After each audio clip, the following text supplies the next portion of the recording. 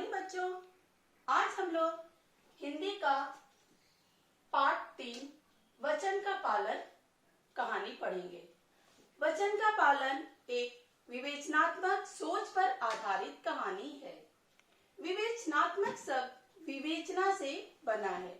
विवेचना शब्द का अर्थ होता है अनुसंधान, खोज, सत्य असत्य के बारे में जानना। इस तरह से यह कहानी हमारे अंदर एक अलग तरह के सोच को जागृत करती है। यह कहानी स्पेन देश के एक छोटे से गांव के घटना पर आधारित कहानी है। अब हम लोग आते हैं इस पाठ के सारांश पर। इस पाठ को हम लोग 3 मुख्य भागों में जान सकते हैं। पहला, घबराते हुए एक व्यक्ति का आना। दूसरा, बगीचे के स्वामी का उसे छिपाना। और तीसरा, अंधेरा छटने से पूर्व गांव से दूर उस व्यक्ति को जिसे छिपाया गया है उसे निकाल देना। अब पाठ का सारांश शुरू होता है। स्पेन के एक छोटे से गांव में एक बगीचे का स्वामी अपने बगीचे की सफाई कर रहा है, सिंचाई कर रहा है। उसी समय एक व्यक्ति घबराया हुआ आता है और बगीचे के स्वामी से मिन्नत करता है, मुझे कहीं छुपा लीजिए, मुझे कहीं छुपा लीजिए, वो लोग हमें मार डालेंगे, मुझे कहीं छुपा लीजिए। बगीचे का स्वामी उस घबराए हुए व्यक्ति को देखता है और कहता है, जाओ उस सामने की कोठरी में जाकर छिप जाओ। वह घबराया हुआ व्यक्ति सामने की कोठरी में जाकर छिप जाता है। उसी समय कुछ लोग एक व्यक्ति का मृतक शरीर लेकर आते हैं और आकर उस व्यक्ति से पूछते हैं कि क्या आपने इधर किसी व्यक्ति को आते हुए देखा?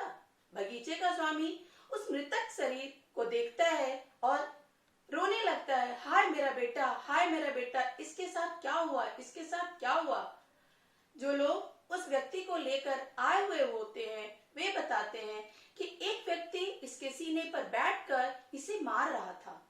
हम लोग इसे बचाने के लिए गए, लेकिन हमें खेद है, हमें जाने में थोड़ी देर हो गई और हम लोग इसे बचा नहीं पाए। वह व्यक्ति इसे मार डाला। फिर जो लोग शव को लेकर आए हुए होते हैं वे लोग उस व्यक्ति का, जिसने हत्या की है, उस व्यक्ति का पहनावा, रूप रंग, चाल ढाल बताते हैं। बगीचे का स्वामी समझ जाता है कि ये लोग उसी व्यक्ति के बारे में बात कर रहे हैं जिसको उसने उस कोठरी में छिपाया हुआ है। उसके बाद वो लोग चले जाते हैं और बगीचे का स्वामी का पूरा दिन अपने बच्चे का अंतिम संस्कार करने में चला जाता है। अंधेरा होता है। बगीचे का स्वामी कोठरी में के सामने आता है, कोठरी का दरवाजा खोलता है और जो इस व्यक्ति को छुपाया हुआ है उससे पूछता है, तुमने जिसकी हत्या की जानते हो वो कौन है? वह मेरा बेटा था। वह हत्यारा व्यक्ति जो होता है वह डर के मारे फुट फुट कर रोने लगता है। बगीचे का स्वामी बोलता है, अब तो मेरा बेटा लौट कर नहीं आ सकता, मेरा बेटा मर चुका है।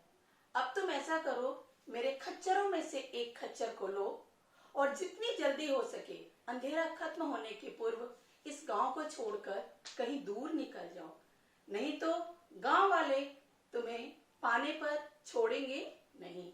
वह व्यक्ति खच्चर को लेकर उस गांव से दूर निकल जाता है। यहाँ पर इस कहानी का अंत होता है। बच्चों, इस कहानी से हमें क्या सीख मिलती है? इस कहानी से हमें यह सीख मिलती है कि यदि हमने किसी को वचन दिया है तो हमें हर स्थिति में उस वचन का पालन करना चाहिए, जैसा बगीचे के स्वामी ने किया।